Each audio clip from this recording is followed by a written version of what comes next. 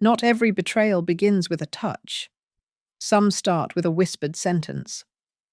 At 57, I have learned that the most dangerous language is not the one you do not understand, but the one you are perceived to be ignorant of. When my son spoke Japanese in front of me, thinking I was just a senile old woman, he did not just reveal a secret. He lit the fuse that would blow his entire world apart. My name is Eleanor Whitmore, to the residents of Briar Hollow, Oregon. I am a fixture of the community, as permanent and unassuming as the rain that drizzles over our roofs for 9 months of the year. At 57, I have curated a life of quiet discipline. As a senior supervisor at the North River Civic Alliance, my days are governed by ledgers, compliance reports, and the absolute certainty that numbers do not lie. My colleagues respect me because I am thorough. I can spot a discrepancy in a budget report from across the room. They see a woman who values order above all else, a widow who wears sensible shoes and drives a sedan that is always 5 years old but immaculately maintained. They do not know that I am bored to tears. More importantly, my son, Daniel, does not know who I am. To Daniel, who is now 32, I am merely Mom. I am a relic of a simpler time, a woman to be managed, protected, and occasionally patted on the head like a well-behaved golden retriever. He lives 2 hours away in Silver Bay, in a world of glass and steel that feels a universe apart from my cedar-shingled cottage. He shares a penthouse apartment with his wife, Claire. A space so curated and white that I am always afraid to set my purse down for fear of disturbing the aesthetic. I love my son. I loved him when he was a scraped-knee toddler. And I love him now that he is a man who wears suits that cost more than my first car. But there is a distance between us that has nothing to do with miles. When we speak on the phone, usually on Sunday evenings for exactly 15 minutes, he uses a tone one might reserve for a child or someone recovering from a head injury. Mum, you don't need to worry about the market volatility. He told me last week when I asked about his portfolio performance. It's complex stuff. Just focus on your garden. How are the hydrangeas? The hydrangeas are dead. Daniel, it is November. I had replied, my voice steady. He laughed then, a dismissive, airy sound. Right. Well, you know what I mean. Just relax. Claire and I have everything under control. They always have everything under control. They treat me as if my brain calcified the moment his father died. They forget, or perhaps they never cared to ask, about the decade I spent in Europe before I married his father. They see the cardigan and the reading glasses, but they do not see the young woman who navigated the back streets of Berlin and the boardrooms of Tokyo as a freelance translator. They assume my silence is a lack of understanding. They assume my passivity is weakness. It was a Tuesday afternoon when the unease settled in my chest. It was not a sharp pain, but a dull, nagging sensation that something was shifting in the periphery of my vision. I had reviewed 3 grant applications at work and found them flawless, which usually gave me satisfaction. But today, it felt hollow. I looked at the photograph of Daniel and Claire on my desk. They looked perfect. Too perfect. I decided to leave work 2 hours early. It was uncharacteristic of me. But as the boss, I answered to no one but the board, and they trusted me implicitly. I got into my car and turned onto the highway heading north towards Silver Bay. I did not call ahead. I told myself I just wanted to surprise them. Perhaps bring them some of the pear preserves Daniel used to love. But deep down, the auditor in me was driving that car.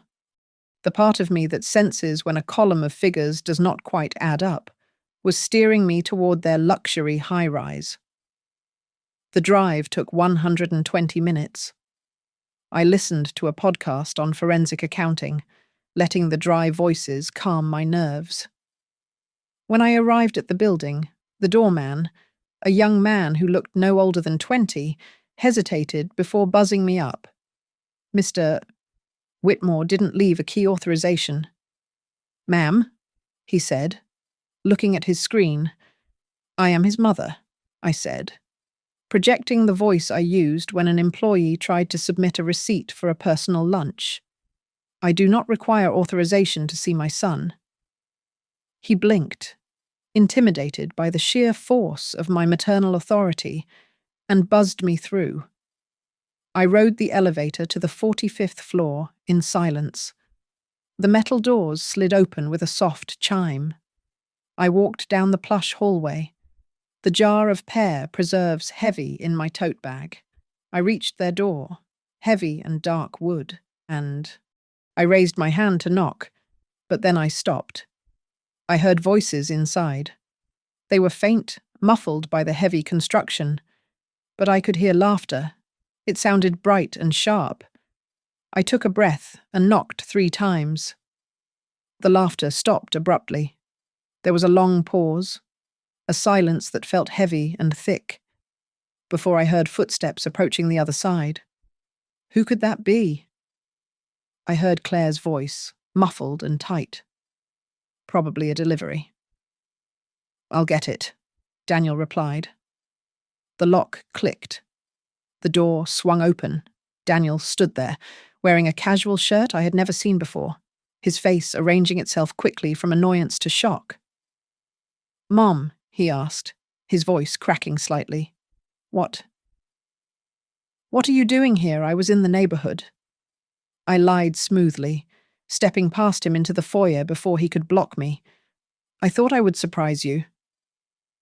As I walked into the living room, the air felt charged, electric with something I could not yet name. Claire was standing by the kitchen island, her hand gripping a wineglass a little too tightly, but she was not alone. The first thing I noticed was the painting. For 5 years, a large, aggressive, abstract piece in shades of crimson and charcoal had dominated the wall above the fireplace. It was a wedding gift from Claire's parents, a piece I had always privately detested for its chaotic energy. Now, the wall was bare. The paint there was a slightly lighter shade of cream than the rest of the room, a ghost of the object that had hung there for 60 months. Mom Daniel's voice pulled my eyes from the empty wall. He was standing near the floor-to-ceiling window, his body angled as if he were blocking something from my view. You didn't say you were coming. I wanted to surprise you," I said, stepping further into the room. My heels clicked sharply on the hardwood floor. "I brought the pear preserves. I know they are your favorite." Claire emerged from the kitchen, wiping her hands on a towel. She looked flushed, her eyes darting between me and Daniel. "Oh, Eleanor, that is so sweet of you. We were just... well, we were in the middle of a meeting." On a Tuesday evening, I asked, keeping my tone light, almost airy. "Investments," Daniel said quickly. He walked over and took the jar from my hands, setting it on the side table without looking at it. "We are looking at restructuring some assets. Mom, this is Emmy. She is our strategy consultant." I turned my gaze to the third person in the room. Sitting on the beige sofa, my son's favorite spot was a woman who appeared to be in her late 30s. She wore a tailored black suit that looked more expensive than my entire wardrobe. What struck me was not her attire, but her posture. She did not stand up immediately. She sat with one leg crossed over the other, her arm draped along the back of the sofa, with a casual familiarity that a mere business consultant would never presume to display in a client's home. On the coffee table in front of her was not a water glass, but one of Daniel's chipped ceramic mugs, the one he used for his morning coffee. Mrs. Whitmore, the woman said, finally rising. Her voice was smooth, polished. Daniel has told me so much about you. I am sure he has, I replied, taking her offered hand. Her grip was firm, cold. Emmy, is it just Emmy? Emmy is fine, she said, smiling. It was a practiced smile, one that involved the mouth but left the eyes completely untouched. The atmosphere in the room was brittle. Claire was hovering near the kitchen island, picking at her cuticles. Daniel was shifting his weight from foot to foot. I walked over to the armchair and sat down, smoothing my skirt. Do not let me interrupt, I said. Please. Continue your strategy session. I will just sit here and catch my breath before the drive back. The traffic on the interstate was terrible. It took me over 2 hours. Mum? We are really busy, Daniel said, his voice tightening. Maybe we should reschedule our visit. Nonsense, I said, looking at Emmy. I am sure your partner does not mind a silent observer. Unless what you are discussing is illegal, I laughed softly to show it was a joke. No one else laughed. Daniel ran a hand through his hair, a gesture of frustration he had used since he was 16.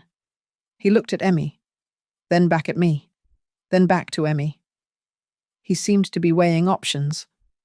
Then, he turned his back to me slightly, facing the woman. Shinpai shinaide. Kanojo wa sugu ni keru kara, Daniel said. The sounds were low, rapid, and perfectly enunciated. I sat very still. My hands were folded in my lap, clutching my purse. I did not blink. I did not gasp. I kept my face arranged in a mask of polite, slightly confused benignity. The woman, Emmy, glanced at me over Daniel's shoulder. Her eyes narrowed slightly, assessing me. Then she looked back at Daniel and gave a barely perceptible nod. Just wrap it up quickly, she said in English, her tone dropping the professional veneer for a split second.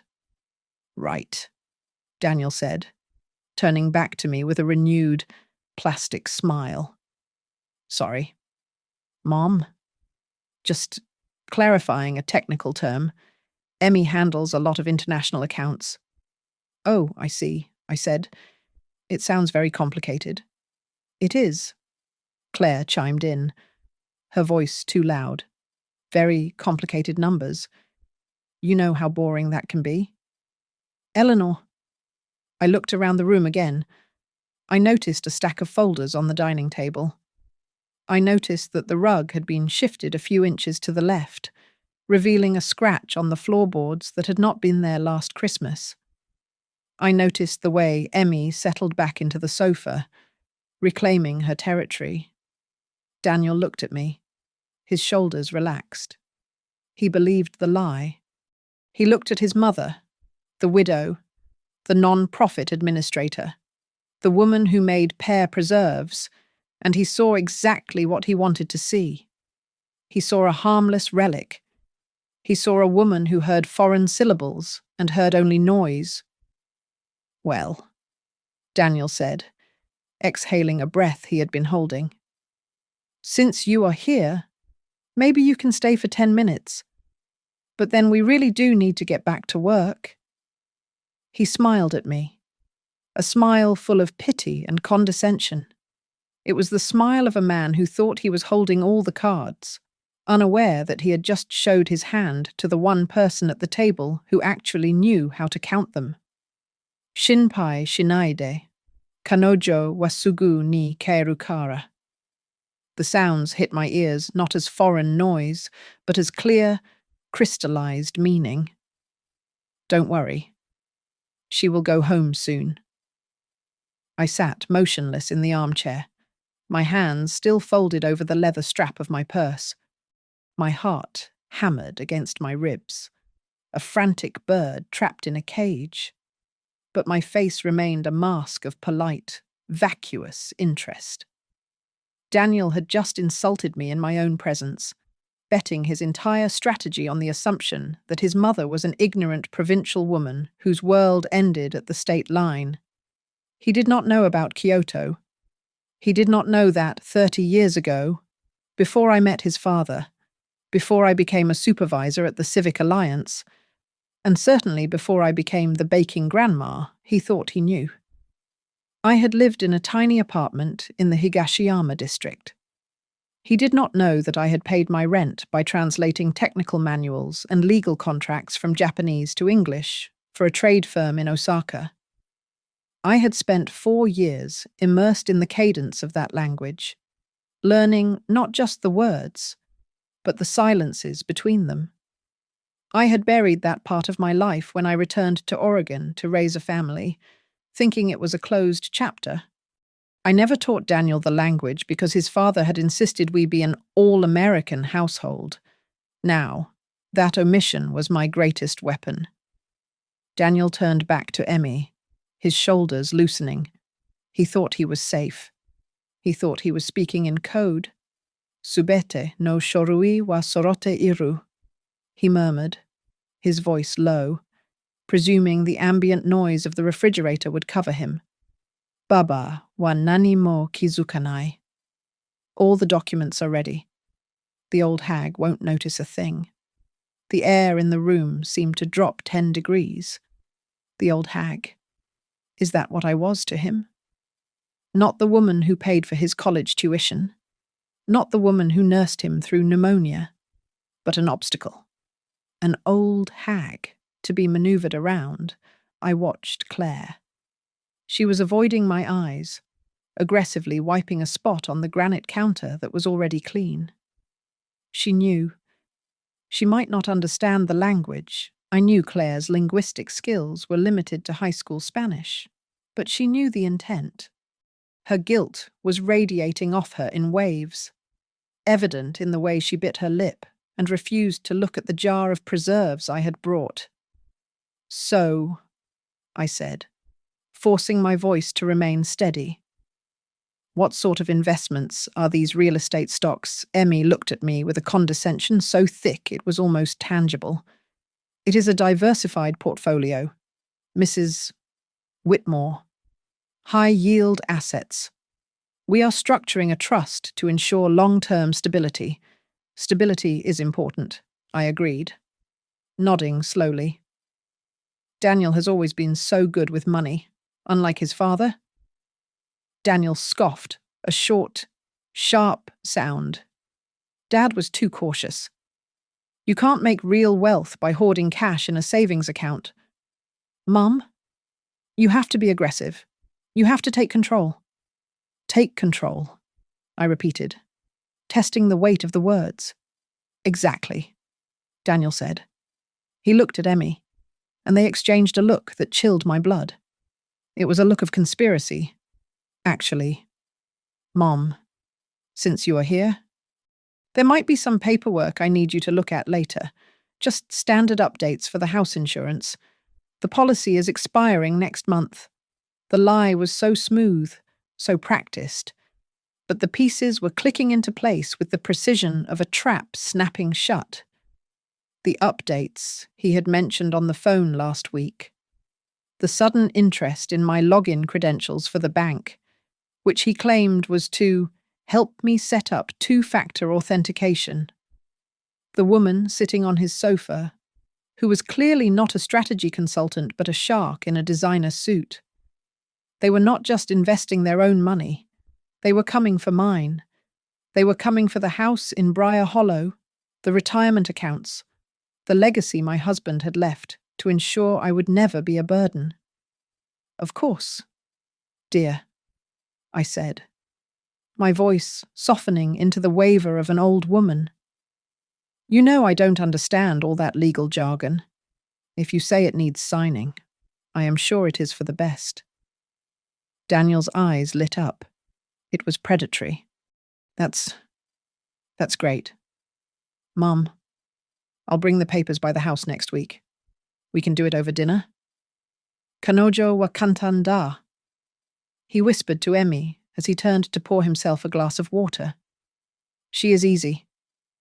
I stood up. My knees felt weak, but I locked them straight. I needed to get out of there before I vomited or screamed. The betrayal was a physical ache, a bruising of the soul that felt worse than any physical blow. My son was not just ungrateful. He was actively plotting my ruin, discussing it right in front of my face in a tongue he thought rendered him invisible. Well, I said, clutching my purse. I should get going. I don't like driving the interstate in the dark. My eyes aren't what they used to be. Right, Daniel said, already ushering me toward the door. He didn't even offer to walk me to the elevator. Drive safe. Mum, say hi to the neighbors for me. I will, I said. I looked at him one last time. I memorized the arrogance in his jawline, the dismissal in his eyes. I looked at Emmy, who was already typing on her phone, ignoring my departure. I looked at Claire, who was staring into her wine glass as if hoping to drown in it. I walked out of the apartment and heard the heavy lock click behind me. I stood in the hallway for a full minute, listening. I could hear their muffled laughter. They were celebrating. They thought they had won. They thought they were dealing with a fragile, confused widow who would sign away her life for a kind word and a family dinner. They were wrong. They had not just invited a victim into their home. They had let a spy behind enemy lines. I walked to the elevator, and as the doors closed, I made a silent vow. I would not say a word. I would not scream. I would go home. I would make tea. And I would wait. Silence. I had learned in the negotiation rooms of Osaka was not an absence of action. It was a strategy. And mine was just beginning. The moment I returned to Briar Hollow, the mother who baked pies and tended hydrangeas ceased to exist. In her place sat the senior supervisor of the North River Civic Alliance, a woman who had spent 30 years auditing grant proposals and hunting down financial discrepancies. I brewed a pot of black coffee strong enough to wake the dead and sat down at my mahogany desk. It was 2 a.m. I opened my laptop and began the forensic reconstruction of my own life. I started with the joint account I had set up for Daniel when he was 18, a safety net I had never bothered to close. He rarely used it, but my name was still on the ledger. I logged in, bypassing the security questions with muscle memory. The balance was negligible, but the activity history told a story. There were small testing transfers, $10 here, $50 there, sent to an entity named Obsidian Heavy Industries. I cross-referenced the name with the state business registry. It did not exist. I dug deeper, tracing the routing number to a shell company registered in Nevada just 3 weeks ago. The address listed was a virtual mailbox. The registered agent was a lawyer I did not know, but the secondary contact email was partially redacted. It started with EME, Tanaka. I sat back, the cold light of the screen illuminating my kitchen. They were not just planning to take over. They were already building the pipeline to siphon my assets dry. The next morning, I made one phone call. Samuel Price had been the sharpest estate attorney in the county before he retired to fish for trout and complain about modern politics. We met at a diner on the edge of town, a place where the waitress poured coffee without asking, and the booths were high enough to offer privacy. I slid the printouts across the laminated table. Samuel adjusted his bifocals, reading the documents in silence. After 10 minutes, he looked up, his face grim. "This is not just sloppy. Eleanor, it is aggressive," Samuel said, tapping a highlighted clause on the draft document Daniel had emailed me earlier that morning under the guise of an insurance update. This is a durable power of attorney. It does not just kick in if you are incapacitated. It is effective immediately upon signing. It gives him the right to sell your property, access your retirement funds, and make medical decisions for you. He told me it was for the house insurance, I said, sipping my coffee. He is lying, Samuel replied bluntly. If you sign this, he can sell your house out from under you before the ink is dry. I need you to draft a counter-document, I said. I need to secure the assets in a trust he cannot touch. But I need the date on the trust to precede any signature he might eventually get out of me. Can we backdate the intent I can do better? Samuel said, a glint of war appearing in his eyes. We can create a revocable living trust that triggers a freeze on all assets if any unauthorized attempt to access them is made. It will look like a system error to him, but it will be a fortress for you. 2 days later, Daniel drove down to Briar Hollow. He was alone. He carried a leather portfolio and an air of manufactured urgency. I met him at the door, wearing my oldest cardigan and making sure my hair was slightly disheveled. I had removed my contact lenses and put on my thick-rimmed reading glasses, the ones that made my eyes look magnified and watery. Mum, we really need to get this done today, Daniel said as he marched into the kitchen, slapping the papers onto the table. The insurance company is threatening to drop the policy if we don't update the contact information. I picked up the papers, my hands trembling with a feigned frailty. I squinted at the dense legal text. Oh, Daniel, I said, my voice pitching up into a quaver. The print is so small, and there are so many pages. I thought it was just a form. It's just standard boilerplate. Mom, he said, checking his watch. Look, I highlighted where you need to sign. Just here, here, and here. He pointed to the lines. He did not suggest I read the text. He was banking on my trust. Banking on the idea that mothers simply signed whatever their sons put in front of them. I don't know, I muttered, flipping a page slowly. I feel like I should read it. Your father always said, never sign what you haven't read. Daniel sighed, a loud, impatient exhalation through his nose. Dad is gone. Mom. And this is for your protection. Do you want to lose the house because of a paperwork error? I'm trying to help you here. I know, I said, looking up at him with wide, confused eyes. It is just... My head is so foggy today. Is this the one about the... What was it? The investments. Daniel froze. What investments? The ones you talked about with that nice girl. Emmy, I said innocently. Is this for that? No, Daniel snapped, then quickly lowered his voice, forcing a smile that looked painful. No, Mom. This is just insurance, totally separate. Please, just sign it so I can drive back. Claire is waiting for me. I looked at the pen he was holding out to me. I reached for it, then deliberately dropped it. It clattered on the floor. Daniel groaned and bent down to pick it up. I am sorry.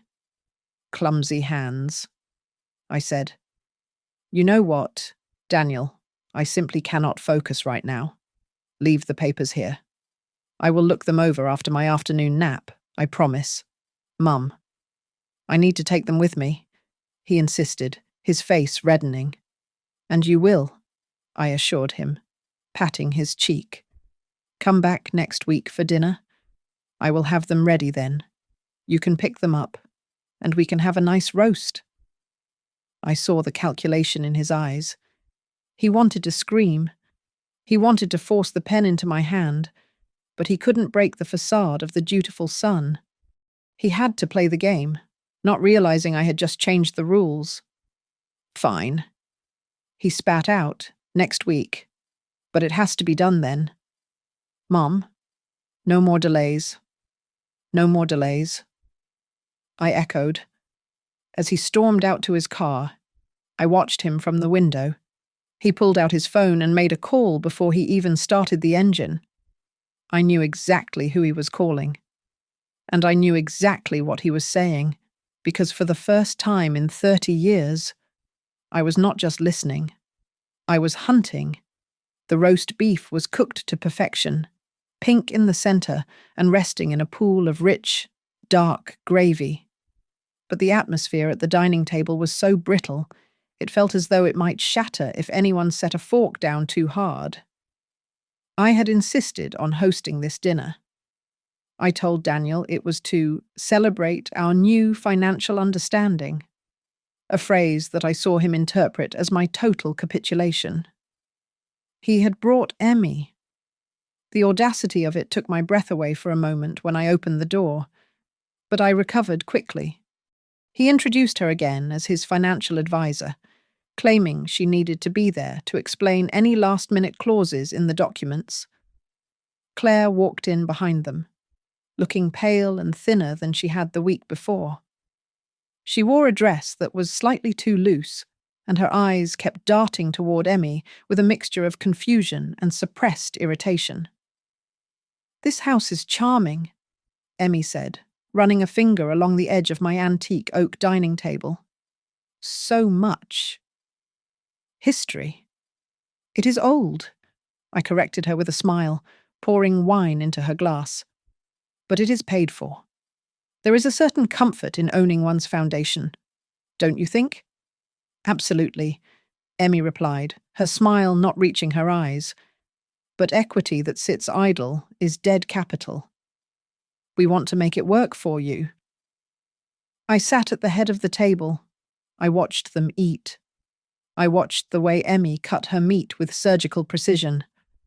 I watched Claire push her potatoes around her plate. And I watched Daniel, who was vibrating with impatience. When I went to the sideboard to retrieve the salt, Daniel leaned in close to Emmy. He thought the clinking of my silverware against the china was enough to mask his voice. "Kanojo wa kyo sensuru hazuda," he murmured rapidly. "She is supposed to sign today. Asiruna. Mada hayai," Emmy whispered back, not even looking at him. "Don't rush. It's still early."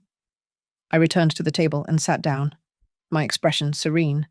"So, Emmy, Daniel tells me your firm is based in San Francisco. That must be a terrible commute. How long have you been with them?" Emmy blinked, caught off guard by the direct question. "Oh, about 5 years. I travel a lot." "5 years," I repeated thoughtfully. "That is strange." I looked up the firm Daniel mentioned, Obsidian. Was it?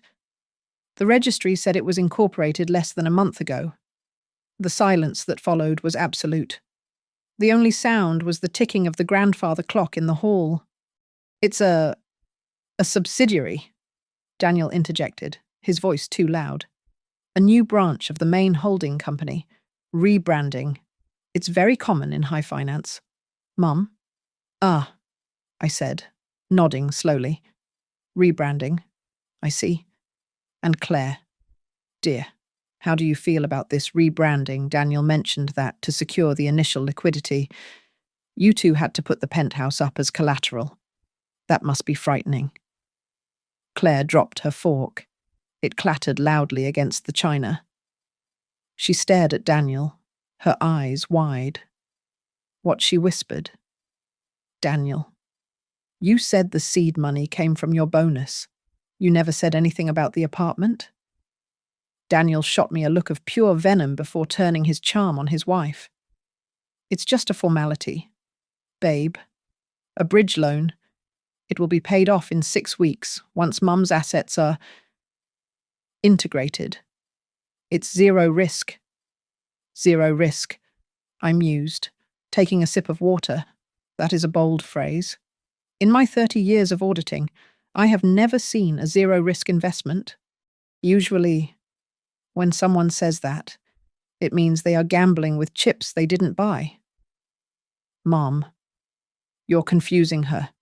Daniel snapped. He switched to Japanese again, his frustration making him careless. Damare, yoke nakoto wo yu na. Shut up. Don't say unnecessary things. I looked him dead in the eye. For a second, I was tempted to answer him in his own secret tongue, to watch the blood drain from his face. But the trap was not yet fully sprung. I needed his signature on my documents, not just his fear. I am sorry, Daniel, I said, my voice trembling slightly as if I were hurt. I just want to make sure everyone is safe. I am an old woman. I worry. We are safe, Emmy said, her voice icy. But we need to move forward. The market waits for no one. Mrs. Whitmore. Did you bring the papers I did? I said. But, with all this talk of collateral and subsidiaries, I feel a bit overwhelmed. My hand is shaking a bit today. Look. I held up my hand, letting it tremor convincingly. Daniel groaned, running a hand down his face. Mom, please. We are so close. I cannot sign legal documents when I am distressed. Daniel, it wouldn't be binding, I said, channeling every ounce of bureaucratic obstructionism I had learned in my career. But I promise you this. Come to Samuel's office next Tuesday. Bring the final versions. If Samuel says they are clean, and if Claire is truly comfortable, I will sign everything then. Next Tuesday is too late, Emmy hissed. It is the best I can do, I said firmly. I need to sleep on this. The roast was delicious, wasn't it? Daniel looked at Emmy. They exchanged a silent communication, a mix of fury and calculation. They realized they had pushed too hard. Fine, Daniel said, standing up abruptly. Tuesday. But that is it. Mom. No more games. No more games. I agreed. As they left, the tension in the room did not dissipate. It merely shifted. I watched from the porch as Daniel argued with Claire in the driveway. She was crying. Emmy stood by the car, checking her phone, indifferent to the marital wreckage she was supervising. I went back inside and locked the door. I walked to the calendar on the wall and circled next Tuesday in red ink. Daniel thought it was the day he would claim his inheritance. He did not know it was the day I would introduce him to the consequences of his own language. The days leading up to the Tuesday meeting were defined by a quiet, methodical violence. I spent my mornings at Samuel's home office, a room that smelled of old pipe tobacco and lemon polish, assembling a dossier that would not just stop my son, but dismantle him. Samuel had been thorough. He had traced the wire transfers from Daniel's joint account to the shell company in Nevada, and from there to an offshore account in the Cayman Islands registered to a holding firm where Emmy Tanaka was listed as a primary beneficiary. It is a classic bleed-out scheme. Eleanor, Samuel said, sliding a red folder across his desk. They were going to liquidate your retirement portfolio first, under the guise of rebalancing for tax efficiency, and funnel the proceeds into this obsidian entity as consulting fees. By the time you noticed the balance dropping, the money would have been laundered through 3 different jurisdictions. And the house, I asked, staring at the flowchart he had drawn. The power of attorney would have allowed him to take out a second mortgage. Samuel explained, his voice low and grave. He would have cashed out the equity, defaulted on the payments, and left you with the foreclosure notice. You would have been homeless in 6 months. I looked at the evidence. It was not just greed. It was an execution. To the outside world, however, I was fading. I called Daniel daily, complaining of migraines, of confusion, of losing my keys. I played the part of the crumbling matriarch so well that I almost began to believe it myself. My voice on the phone was thin and wavering. This performance was essential. I needed his arrogance to reach its peak. I needed him to walk into that law office not as a cautious conspirator, but as a conqueror coming to collect his spoils. On Sunday afternoon, Daniel called me while he was driving. He didn't realize or didn't care that his Bluetooth system picked up the background noise of the car. I heard Emmy's voice next to him. I pressed the record button on the digital dictaphone I had purchased and held it up to the receiver. "Mum?" "We are all set for Tuesday," Daniel said, his tone breezy. "Emmy has the final drafts. You just need to bring your ID. I will try to remember," I stammered. My head has been swimming all day. "Daniel, I feel so unsure." "Don't worry about the details," he soothed, his voice dripping with false concern. "We will guide you through it."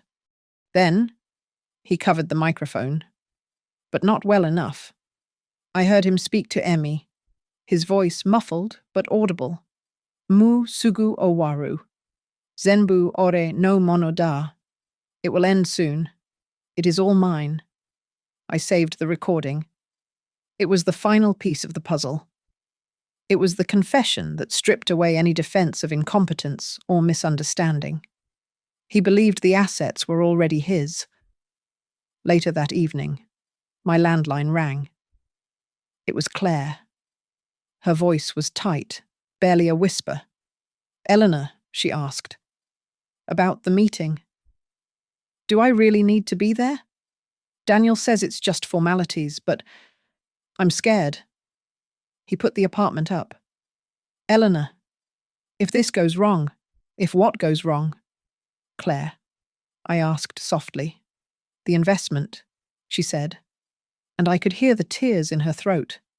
"He says Emmy is a genius, but—" I looked at our savings account. It's empty. "Eleanor, he moved $50,000 yesterday. He said it was for closing costs for your trust. Is that normal?" I closed my eyes. Claire was foolish. Yes, and she had been complicit in her silence, but she was not the architect of this cruelty. She was just another asset Daniel was willing to liquidate. "Come to the meeting." "Claire," I said, dropping the act of the confused old woman for just a second. "You need to see the paperwork yourself. Do not let him tell you to stay home." "Okay." She sniffled. "Okay. I'll be there? By Monday night?" The air in Briar Hollow felt heavy, charged with the static of an approaching storm. I laid out my clothes for the next day, a sharp navy suit I hadn't worn since my last board presentation, a silk scarf, and my mother's pearl earrings. I was not dressing for a funeral. I was dressing for a trial. I sat on my porch, watching the rain begin to fall. I thought about the little boy I used to rock to sleep, the teenager I taught to drive, the man who had sat at my table and plotted my destruction in a language he thought I was too simple to grasp. I mourned him then. I grieved for the son who had died the moment greed took root in his heart. The man who would walk into Samuel's office tomorrow was a stranger, and I would treat him as such. The phone rang one last time. It was a text from Daniel, "Neki, see you at 10. Get some rest." I did not reply. I turned off the porch light and went inside to the silence of my paid-off house. I slept soundly, without dreams, waiting for the morning to bring the gavel down. Samuel's conference room was a mausoleum of dark wood and bound law books, a space designed to intimidate anyone who did not understand the language of contracts. I sat at the head of the heavy oak table, my hands resting on the polished surface. Samuel sat to my right, his face an unreadable mask of professional detachment. Opposite us sat the tribunal of my betrayal. Daniel, slick with confidence. Emmy, tapping a gold pen against her notebook. And Claire, who looked as though she might shatter if someone spoke too loudly. The air conditioner hummed, a low drone that underscored the silence. On the table lay the stack of documents, thick and bound with blue legal tape. They were the shackles Daniel had forged for me, disguised as a safety net. "Okay. Mom?" Daniel began, leaning forward with his elbows on the table. He wore his most sincere expression, the one he used to use when asking for an extension on his curfew. "We have gone over this. These documents simply consolidate your assets into the trust managed by Emmy's firm. It protects you from probate, from taxes, from everything. It is a firewall around your life." "A firewall," I repeated, my voice soft. "To keep me safe." "Exactly," Emmy added, sliding the papers toward me. "It is a standard protective measure for someone of your position. We just need your signature on the bottom of page 4, 7, and 12. Samuel has reviewed the copies we sent last week." I assume Samuel said nothing. He merely adjusted his glasses and looked at me. I reached into my purse and pulled out my reading glasses. I took my time cleaning them with a microfiber cloth. I watched Daniel's leg bouncing under the table. He was practically vibrating with the anticipation of victory. He saw the pen in my hand. He saw the house, the savings, the autonomy of his mother about to be transferred into his control with a few strokes of ink. "You have worked very hard on this." "Daniel," I said. "I have. Mum, I just want what is best for you," he replied, exhaling a breath he seemed to have been holding for weeks. "Just sign, and we can all go get lunch. My treat." I uncapped the pen. The sound was sharp in the quiet room. I lowered the tip to the paper. I saw Emmy smirk. I saw Daniel relax, his eyes already drifting to the door, mentally spending the money he was seconds away from stealing. I stopped the pen a millimeter from the paper. Then, I looked up. I looked directly into Daniel's eyes, letting the mask of the confused, frail widow drop away completely, in its place. I revealed the face of the woman who had negotiated trade deals in Osaka boardrooms 30 years ago.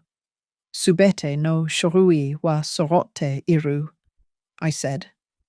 My voice was not loud, but it was clear, cutting through the room like a razor wire. "Baba wa nani mo kizukanai." All the documents are ready. The old hag won't notice a thing. The effect was instantaneous. Daniel froze. The colour drained from his face so rapidly it looked as if he had been struck by a physical blow. His mouth opened, but no sound came out. His eyes went wide, staring at me with a primal, terrified confusion. Emmy dropped her gold pen. It rolled across the mahogany table with a hollow clatter, the only sound in the sudden, suffocating vacuum of the room. She stared at me, her professional veneer cracking to reveal the panic underneath.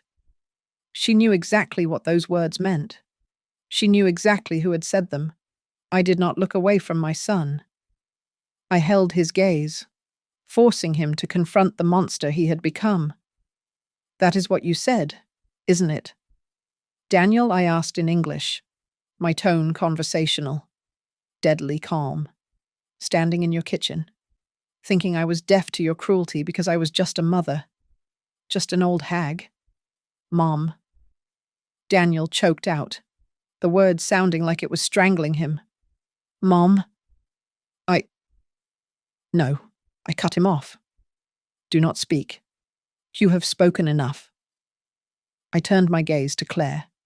She was looking back and forth between us, her hands trembling violently. He called me a hag. Claire, I explained gently. He told his mistress here that I was easy, that I would not notice he was robbing me blind because I was too stupid to understand their language. Mistress Claire whispered, the word hanging in the air. Business partner is such a loose term these days, I said, looking at Emmy, who was now shoving papers into her briefcase with frantic, jerky movements. Daniel slumped back in his chair, a man whose strings had been cut. He looked small. He looked pathetic. The arrogance that had defined him for the last month had evaporated, leaving behind only the naked, shivering reality of his guilt. I placed the cap back on my pen with a decisive click. I did not sign the papers. I pushed them back across the table toward him. You thought silence was submission. Daniel? I said, my voice low and hard. You forgot who taught you to speak. The silence that followed was total. It was heavy and absolute. A tomb built for the son I used to know. Samuel cleared his throat. The sound was dry and authoritative, signaling the end of the emotional shock and the beginning of the forensic dismantling. He opened the red folder that had been sitting near his elbow and spread 3 distinct documents across the polished table. They were not legal boilerplate. They were bank records, wire transfer receipts, and a certificate of incorporation from the state of Nevada. We took the liberty of running a standard due diligence check on Obsidian Heavy Industries, Samuel said, his voice flat, devoid of judgment. It is a shell company. It has no employees, no physical office, and no revenue stream. Its sole purpose, it seems, is to receive wire transfers. Daniel tried to speak. He opened his mouth, then closed it, looking like a fish pulled from the water. Mom, this is a misunderstanding, Daniel stammered, sweat beading on his forehead. I was setting up a holding structure to save on taxes. You don't understand modern finance. Do not insult me again, I said. My voice was quiet, but it silenced him instantly. I have been auditing non-profit grants for 30 years. Daniel, I know what money laundering looks like. I know the difference between a tax shelter and a theft. Samuel pointed a manicured finger at the second document. This shows a transfer of $50,000 from your joint savings account with Claire to Obsidian. And this, he moved his finger to the third paper, shows an automatic forwarding order from Obsidian to an account in the Cayman Islands. The beneficiary of that account is not the Whitmore Family Trust. It is Emmy Tanaka. Claire let out a sound that was half gasp, half sob. She grabbed the paper, her eyes scanning the lines frantically. Daniel, she asked, her voice trembling. You said that money was in a bond. You said we couldn't touch it for 5 years. Daniel refused to look at his wife. He was staring at the table, his hands gripping the edge so hard his knuckles were white. It's temporary, Daniel muttered, his voice cracking. It was going to cycle back. With interest. I swear. It was never coming back. I said. I looked at Emmy. She had stopped trying to pack her bag. She sat frozen, calculating her escape route, realizing that her exit was blocked by the weight of the evidence before us. Tell them, Emmy. Tell them how much commission you were going to take for helping my son steal his mother's house. Emmy remained silent, her jaw set tight. She doesn't need to answer. Samuel continued. We also found the flight itineraries, 2 one-way tickets to Tokyo, scheduled for next Friday. 2 days after the funds from the reverse mortgage on Eleanor's house were set to clear. The room seemed to tilt. Claire stood up, her chair scraping violently against the floor. She looked at the woman sitting across from her, the woman she had welcomed into her home, the woman she had served wine to, and then she looked at her husband. "You were leaving," Claire whispered. "You were going to leave me, with the debt, no. Claire, listen," Daniel began, reaching out for her hand. She recoiled as if he were burning hot.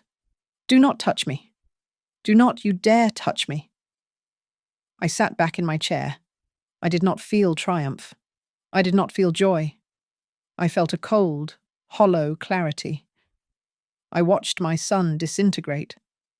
The confident, arrogant man who had walked into this room 10 minutes ago was gone. In his place was a frightened child who had been caught with his hand in the jar, except the jar contained his family's entire future. "I listened to you, Daniel," I said, drawing his attention back to me. "For weeks. I listened to you mock me in my own kitchen. I listened to you call me a senile old woman. I listened to you plan my poverty while eating my roast beef." "Mom, please," Daniel pleaded, tears finally spilling over. I got in over my head. The debt. I owe people money. Bad people. I didn't know what else to do. I was going to pay you back, I swear. You were going to put me in a state home, I said. It was not a question. I heard that too. On the recording from Sunday, "The facility in Portland is cheap," you said. "She won't know the difference." Daniel flinched. He looked at me. Really looked at me. For the first time in years. He searched for the mother who would forgive him. The mother who would smooth this over and write a check to fix his mistakes. But that mother was not at the table. She had been replaced by Eleanor Whitmore, the woman who had survived alone in a foreign country, the woman who demanded accountability. "The police are not outside." "Daniel," I said calmly. "Not yet. Samuel and I decided to give you this one courtesy, but make no mistake, the power of attorney you drafted is garbage.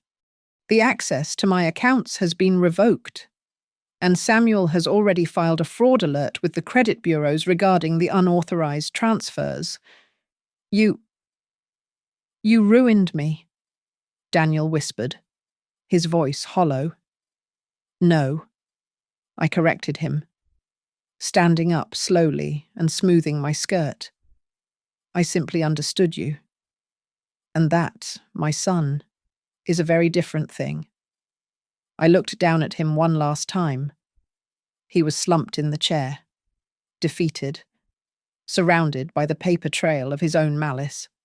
He finally understood that the most dangerous person in the room was not the lawyer, or the mistress, or the angry wife. It was the mother he had underestimated. Emmy Tanaka did not waste time with apologies. She was a professional predator, and she knew instantly that the hunt was over. She snapped her briefcase shut, the click sounding like a gunshot in the quiet room, and walked out without a backward glance at the man she had conspired with. Her heels receded down the hallway, a fading rhythm of desertion. Daniel did not watch her go. His eyes were fixed on Claire, who was standing by the window, shaking. "Claire," Daniel pleaded, his voice thin and desperate. "Claire, honey, listen to me. We can fix this. It's just money. I can explain everything to the board. We can start over." Claire turned to face him. Her face was streaked with mascara, but her eyes were dry and hard. She reached down to her left hand and twisted the diamond ring off her finger. It was the ring I had given Daniel from my own mother's collection to propose with. She dropped it onto the mahogany table. It spun for a moment, a glittering blur, before settling into stillness next to the damning bank records. You didn't just steal from your mother. Daniel, Claire said, her voice shaking with a suppressed rage. You stole from us. You stole my trust. You stole my future. I am going to stay at my sister's house in Portland. Do not contact me. Do not come looking for me. Claire. No. Please. Daniel reached out, but she stepped back as if he were contagious. I am filing for divorce in the morning, she stated flatly, and I will be speaking to the district attorney about immunity in exchange for testifying about the transfers you made from our joint accounts. She walked out the door, the heavy oak slab closing with a finality that made Daniel flinch. Now, it was just the three of us. Me, Samuel, and the ruin of my son. Samuel gathered the papers into a neat stack. I have already forwarded copies of these transactions to the fraud department at your bank. Daniel. And, given the interstate nature of the wire fraud involving the Nevada Shell Company, I had a legal obligation to notify the Securities and Exchange Commission. Daniel looked up, his face grey. The SEC, Samuel. That will kill my career. I will be blacklisted. I will never work in finance again. You should have thought of that before you decided to launder your mother's retirement savings through a Cayman Islands account. Samuel replied, his voice devoid of sympathy. Your license is as good as gone. The only question now is whether you will face prison time. That depends entirely on whether Eleanor chooses to press criminal charges for the attempted theft of the deed. Daniel turned to me. He slid out of his chair and fell to his knees on the plush carpet. It was a grotesque display, a performative remorse that turned my stomach. Mom, he sobbed, reaching for the hem of my skirt. Mom, you can't let them send me to jail. I am your son. I am your only son. I made a mistake. A horrible mistake. But I love you. Please. Tell Samuel to stop. Tell him it was a misunderstanding. I looked down at him. I remembered the weight of him in my arms when he was a baby. I remembered his first steps. I remembered the pride I felt when he graduated. But then I remembered the voice in the kitchen. The old hag won't notice a thing. It will end soon. I took a step back, pulling my skirt out of his grasp. The Daniel I loved died a long time ago, I said, my voice steady and cold. He died the moment he looked at his mother and saw a prey animal. You are not my son. Daniel, you are a con artist who happened to share my last name. Mom. How can you say that? He gasped, looking up at me with wet, red eyes. I am family. Family does not eat its own. I replied. I will not press charges today. Daniel, not for my sake, but because I do not want the name Whitmore dragged through a criminal trial in the evening news. But that is the only mercy you will get. I turned to Samuel. Are we finished here? We are? Samuel confirmed, standing up. Mom, wait. Daniel scrambled to his feet, his hands shaking. Where are you going? What am I supposed to do? I have nothing. Claire took the accounts. The apartment is leveraged. I have nowhere to go. You are a smart man, Daniel, I said, opening the door. You speak 2 languages. I am sure you will figure something out. But do not come to Briar Hollow. If you step onto my property, I will have you arrested for trespassing. You can't do this, he screamed, his voice cracking into a high, hysterical pitch. I am your blood. I stopped in the doorway and looked back at him one last time. He looked small, trapped in the expensive suit that he could no longer afford, standing in the wreckage of a life he had incinerated with his own greed. "You are right," I said softly. "You are my blood. And that is the only reason you are walking out of here instead of being carried out in handcuffs. But do not mistake mercy for forgiveness. You are dead to me, Daniel. Do not write. Do not call. Do not come to my funeral." I walked out into the hallway. I heard him shout my name, a broken, desperate sound that echoed off the walls. I did not slow down. I did not look back. I walked toward the elevator, pressed the button, and waited. When the doors opened, I stepped inside and let them close, sealing him away in the silence he had so arrogantly believed was his weapon, but which had ultimately become his tomb. It has been 6 months since I walked out of that law office, and the silence in my house in Briar Hollow is no longer heavy. It is clean. It is the silence of a space that has been defended and secured. The winter rain still batters the cedar shingles, but inside, the fire is warm, and the deeds in my safe are drafted in my name alone. I returned to the North River Civic Alliance 3 days after the confrontation. My colleagues noticed a change, though they could not quite place it. I was no longer just the thorough supervisor who brought donuts on Fridays. I was sharper, colder. When a junior auditor tried to gloss over a discrepancy of $2,000 in a community outreach budget, I did not gently correct him. I stared him down until he stammered out the truth. They do not call me the office mom anymore. They call me Mrs. Whitmore, and they say it with a respect that borders on fear. Daniel is gone. Not dead, but erased. Samuel tells me he is living in a studio apartment in Seattle, working a commission-based job selling solar panels door to door. His reputation in the finance world evaporated the moment the SEC investigation became public. He lost his license, his penthouse, his mistress, and his mother in the span of 48 hours. I do not look him up on social media.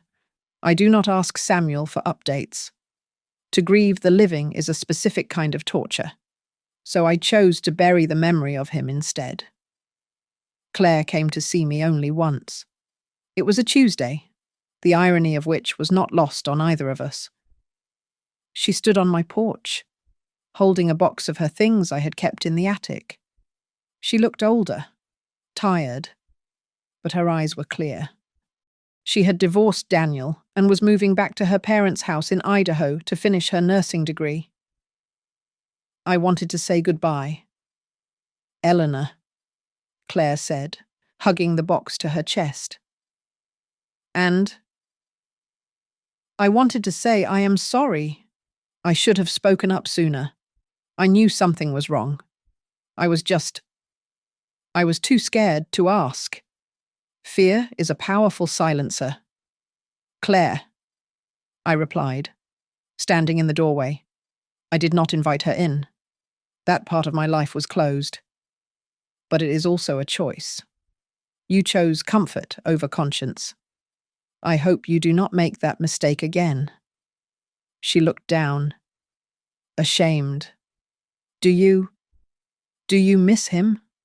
I looked past her, at the empty driveway where Daniel used to park his luxury sedan, expecting me to rush out and greet him. "I miss the boy who used to catch frogs in the creek," I said honestly, "but I do not miss the man who sat at my table and spoke Japanese to a woman who was not his wife, planning my demise. That man was a stranger, and I do not mourn strangers." Claire nodded, tears slipping down her cheeks. "Goodbye, Eleanor. Goodbye, Claire." I watched her drive away, her tail lights fading into the grey mist. I went back inside and made myself a cup of tea. I sat in my armchair, the same one where I had sat the night I returned from Silver Bay. The phrase drifted through my mind one last time, like a ghost passing through a wall. Kanojo wa sugu ni kaeru kara. She will go home soon. Daniel was right. I did go home. I came back to the sanctuary he tried to steal, to the life he deemed expandable. He thought my silence was the quiet of the grave, the fading signal of a mind in decline. He did not realize that silence is also the sound of a predator waiting in the tall grass. It is the sound of a pen hovering over a signature line, deciding not to write. I took a sip of my tea. The house was mine. The future was mine. My son had gambled his inheritance on the assumption that I was deaf to the world, but he forgot the first rule of language: just because you do not hear a response does not mean you have not been heard. And that was a lesson he would pay for with the rest of his life. Thank you so much for listening to this story. It's a heavy one, but I think it's important to remember that sometimes the quietest people are the ones you really need to watch out for. I would love to know where you folks are tuning in from today. Drop a comment down below with your city or country. Let's see how far this story travels. If you enjoyed this and want more stories like this, please make sure you are subscribed to Grandma's Family Diary. Give this video a big thumbs up and hit that hype button to help us get these stories out to more people. Stay safe out there and trust your instincts.